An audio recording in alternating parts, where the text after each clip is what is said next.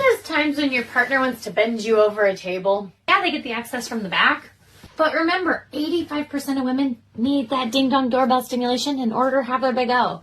Which is why I want you guys to see these little stingrays. This I could slap on whatever surface I want to enjoy, lean over it. I get the stimulation from the front while you also get to enjoy the back. Then your partner's not doing this reach around trying to do this thing, and they're missing it anyways. And no shade to the men, but this is not a DJ booth. Sometimes the direct vibration does a lot more than this. Drop Stingray below if you want to see these two.